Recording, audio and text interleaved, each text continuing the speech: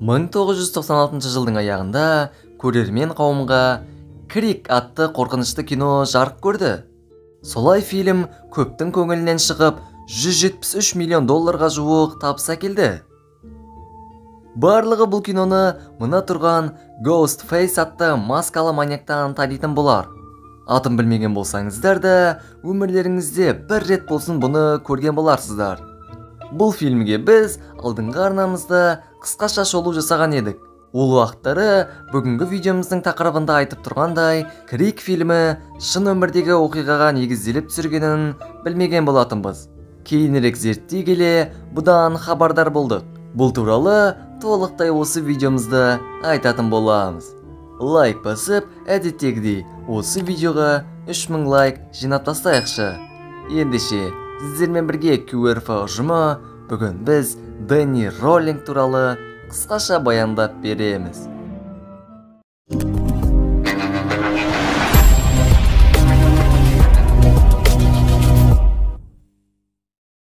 Бір үйде үш бірдей мүгедек бар. Сағыр анамыз ол кісілерге қарайды. Өте қиын. Достарым пәленшен той қызымыз жатып жатыр, баласын үйлендіріп жатыр дейді, ондай жерге барамайым да. Үйде естіп жатырмын. Ондай жерден жіпті көрсем, осы асыл бұлыстан білген. Қайсы жіптіңімнен де отқа таста жіберем аламды қойш. Қызымнан оғыл қойш, әкесен кәмірсін, әкесінің тілі бір ғой. Қызымнан оғыл шығар дейміз.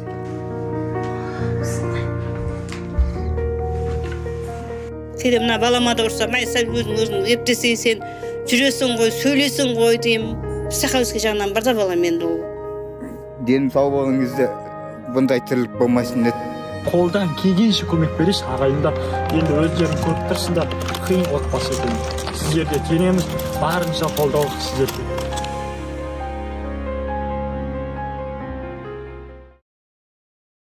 Криктің шын өмірдегі оқиғаға негізделіп түсірілгенін алғаш 1997 жылы анықталды. Сол уақыттары фильмнің сценарий авторы Кевин Уильямсон бір сұхбат береді.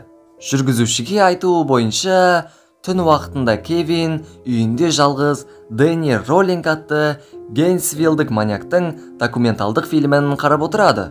Бұл маньяктың жасағандары Кевинді қатты қорқытады. Бір уақытта жарнама болып, Кевин үйінде бір дыбысты естиді. Ол үйін бір аралап шығып, бір бөлмеден ашық тұрған терезені көреді. Сол кезде ол қатты қорыққаннан қолына пышақ алып, досына тезірек келуін өтінеді.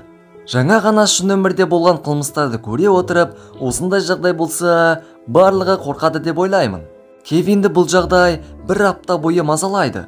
Сосын ол мынандай ойға келеді. Дэнни Роллингтің ісін негізге ала отырып, бір керемет хоррор фильм түсіруге болады ғой деп, Крик атты керемет туынды жарыққа шықты.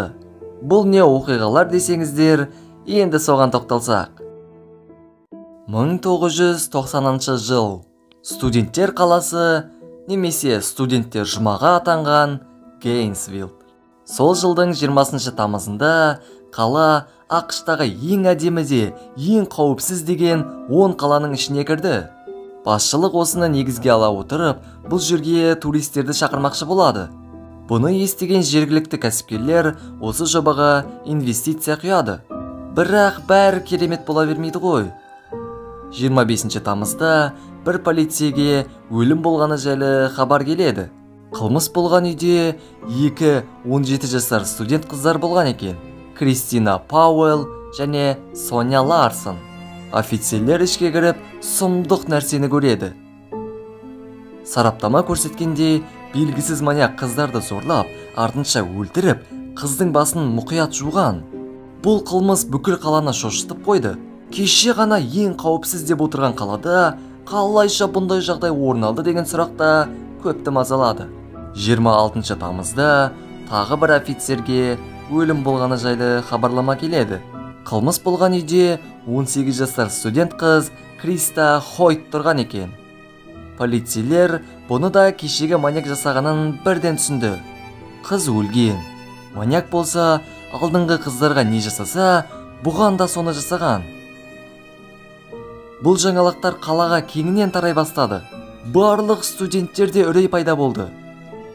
Үйде жалғыз тұратын студенттер бірігіп тұруға шешім қабылдады. Адамдар барынша жалғыз қалмау үшін бір-бірінің үйіне барып жүрді. Бүкіл қала осылай белгісіз маньяктан жасырынды. Бірақ барлығы түгелдей емес. 2 күн өткен соң маньяктың келесі құрбандары 23 жасар Трейси Поуз және Мануэль Табуада болды. Мануэль почти 2 метрлік бойымен футбол ойнағанды ұнататын. Бірақ бұның бәрі оған көмектеспеді. Маньяк алдыңғы қыздарға не жасаса, бұларға да соны жасаған. Аздаған күннің ішінде маньяк уже 5 адамның өмірін жалмап үлгерді. Бүкіл қаланың тұрғындарын енді не болмақ деген сұрақтар тыныштық бермеді. Бірнеше күн бұрын миллиондап ақша құйған кәсіпкерлер де уайымдай бастады. Олар полицейлерге қылмыскерлерді тезірек табуын талап етті. Осындай қысым болған соң полицейлер бұл іске бар күштерін салды. 30 тамыз күні қылмыскер табылады. Оның есімі Эдвард Хенври. Эдвардтың беті тірінген және полиция көзіне бұрындарда түскен екен. Оған қоса, ол қылмыс болған үйлердің жанынан да байқалыпты. Содан соң газет беттерінде қала қауіпсіздікте, қылмыскер темір тордың арғы жағында деген секілді жаңалықтар шыға бастады. Эдвард қамалғаннан соң қалада қылмыс азая түсті. Арадан бір апта уақыт өткен соң 7 қыркүйек күні Гейнсвиллдке жақын орналасқан Окала қаласында тонау барысында Дэнни Роллинг есімді адам ұсталады. Ол банкты тонамақшы болған. Бірақ бір қызметкер білдірмей полицейлерді шақырады. Полицейлер оны ұстап, артынша қаруларға көздері түседі. Дэнниде болған қарулар Гейнсвиллдтегі қылмыскерлердің қаруына ұқсайды екен. Бұдан соң Дэнни бұрын Гейнсвиллдте тұрып, Эдвард Хенври қамалғаннан соң көшіп кеткені анықталады. Бұнымен аяқталған жоқ. 1989 жылы Шерифорд қаласында бір қылмыс болады. Маньяк Уильям Крис деген кісіні, оған қоса оның 24 жасар қызы мен 8 жасар немересін өлтіріп тастапты. Содан кейін олардың басын жақсылап жуған. Ал сол жылы Дэнни Роллинг Шерифордта болған еді. Полиция бұның бәрін Дэнни жасауы мүмкін бе деп ойланды. Біраздан соң Роллингтің тұрған жасырын баспанасынан аудио күнделік табылады. Ол жерде Гейнсвиллдтегі оқиғаларға байланысты жазбалар бар екен. Сонымен қатар, құрбандардың заттары да осы баспанадан табылды. Мұны нәрселердің өзі Дэнни Роллингтің қылмыскер екенін дәлелдеуге жететін еді. Бірақ сот ісі ұзаққа созылып, Дэнни қылмысын мойындамайды. 1994 жылы адвокаттың кеңесі бойынша Гейнсвиллдте болған қылмыстарын ол мойындайды. Солай Эдвард Хенври бостандыққа шығады. Сотта Роллинг Гейнсвиллдтегі қылмыстарын нақтылап айтып береді. Ол Гейнсвиллдті бәрі қауіпсіз қала санап кеткен соң олай еместігін дәлелдегісі келіпті. Бірақ нақты оны осы істерге жасауға не итермелегені туралы айтпаған. Сот неліктен құрбандардың басын жудың деп сұрақ қойғанда, Роллинг бұл өзімнің жеке құпиям болып қалсын деп жауап беруден бас тартады. Ол Тед Банди секілді өте үлкен танымалдылыққа ие болғысы келген. Дэннидің бұл істерге баруына кішкентай кезіндегі әкесінің ылғи ұрып соғуы да әсер еткен болар. Ол өскен соң дәл солай әкесі секілді өзінің әйелін де баласын да ұратын болған. Тіпті өсе келе Дэнни әкесіне оқ атады. Әкесі бірақ аман қалады. 2006 жылы 25 қазанда Дэнни Роллинг өлім жазасына кесіледі. Ол сол күні Гейнсвиллдтегі қылмыстардан бұрын жасаған сұмдық заттарын мойындайды. Бұларды айтпағанның өзінде оны өлім жазасына кесуге дайын тұрған еді.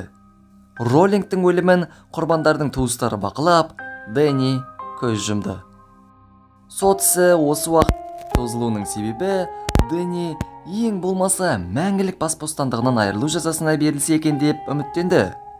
Крик фильмі Роллинг тірі кезінде яғни 1996 жылы жарық көрді. Видео басында айтқанымыздай, сценарист бұл фильмді жазуда осы Дэннидің ісінен шабыт алған. Кейде біз хоррор кино көріп отырып, кейде шынайы өмір қорқынышты кинолардан да қорқынышты екенін түсінуіміз қажет. Осылайша видеомыз аяқталды. Видеомыз ұнаса, лайк басып, осы видеоға әдеттегідей 3000 лайк жинауға тырысайықшы. Оған қоса, осы жылдың соңына дейін 50 000 жазылушы санына жетуге көмектеріңізді көрсетсеңіздер екен дейміз. Ендеше, сіздермен бірге болған және әрдайым бірге болатын QRF ұжымы келесі видеоларда кездескенше.